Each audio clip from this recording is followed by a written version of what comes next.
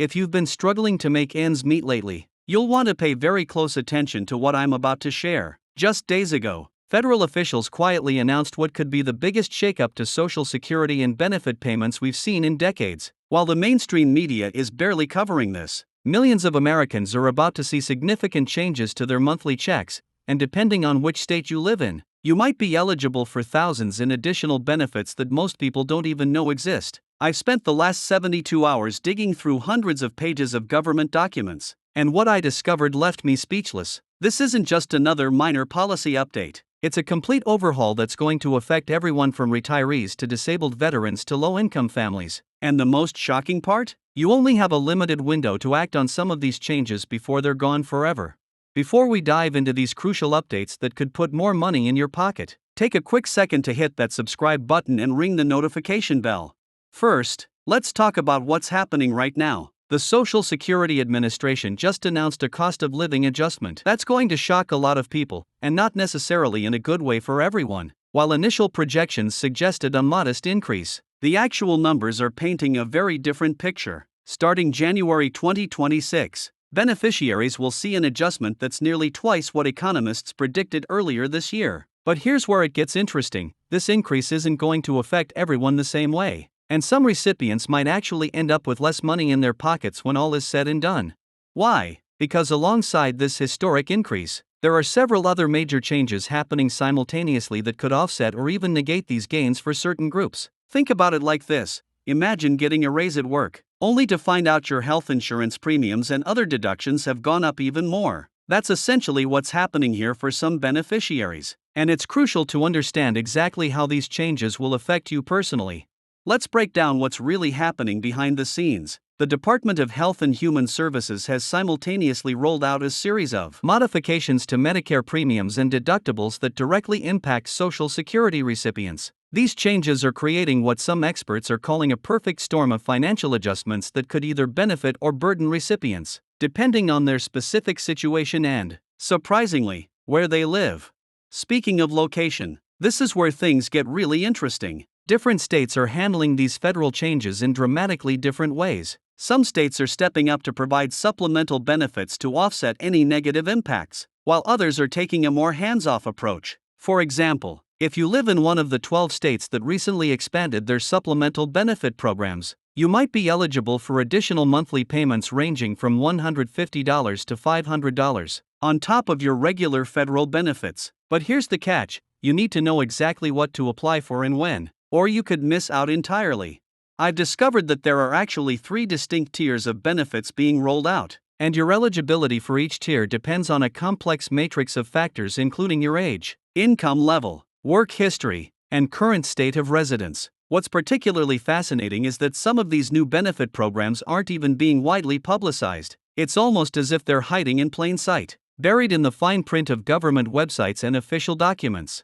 Let me give you a real-world example that illustrates just how significant these changes can be. Just last week, I interviewed Sarah, a 68-year-old retiree from Michigan, who managed to increase her monthly benefits by over $400 simply by understanding and taking advantage of these new changes. She had no idea she was eligible for additional assistance until she learned about these updates and took action. And here's the thing: thousands of Americans just like Sarah are leaving money on the table simply because they don't know what they're entitled to.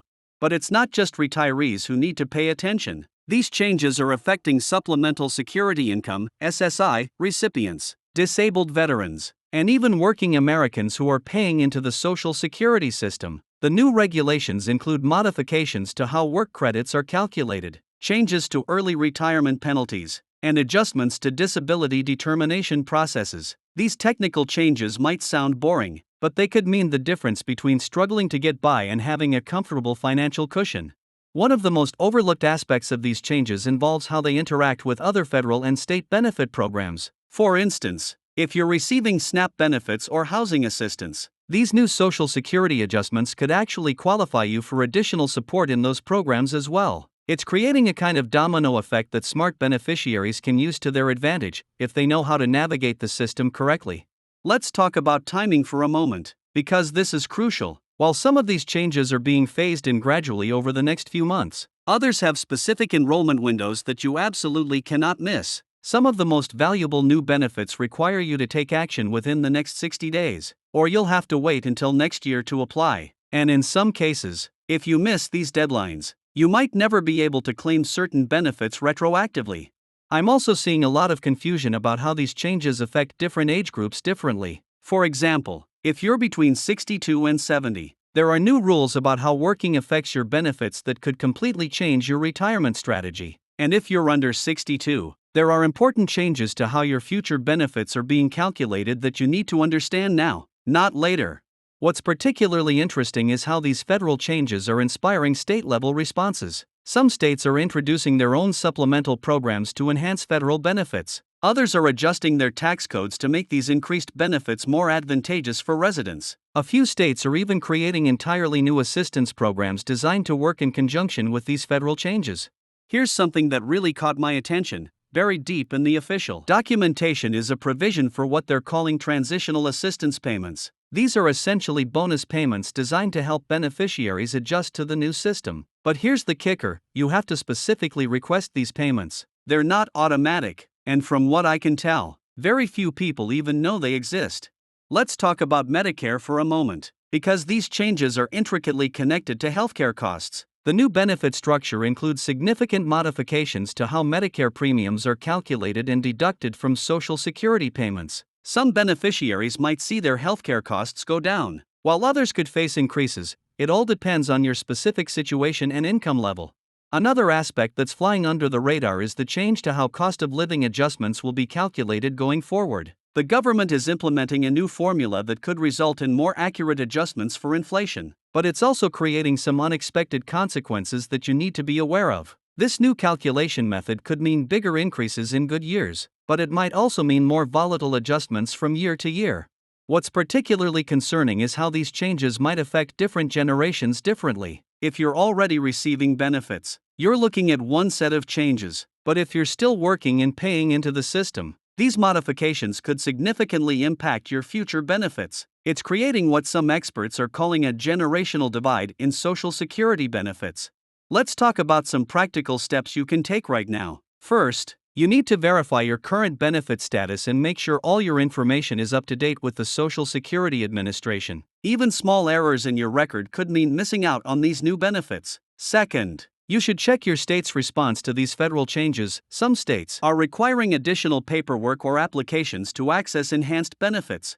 I'm also seeing questions about how these changes affect specific groups like federal employees, military veterans, and railroad workers. Each of these groups has unique considerations under the new system, and in some cases, there are special provisions that could provide additional benefits. But again, you need to know exactly what to look for and how to apply. What's particularly interesting is how these changes are affecting married couples differently than single beneficiaries. There are new rules about spousal benefits, survivor benefits, and even divorced spouse benefits that could dramatically impact your monthly payments. In some cases, couples might need to completely rethink their benefit claiming strategy to maximize their combined income.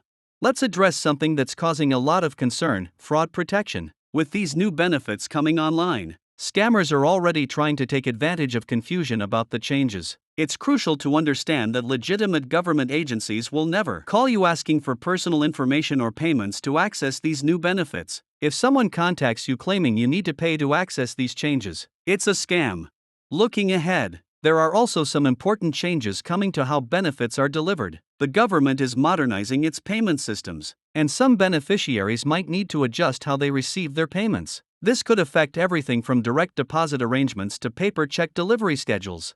As we wrap up this discussion, let me emphasize a few key points. These changes represent both opportunities and challenges, depending on your specific situation. The most important thing is to stay informed and take action when necessary. Don't assume that the system will automatically give you everything you're entitled to. In many cases, you need to be proactive about claiming new benefits.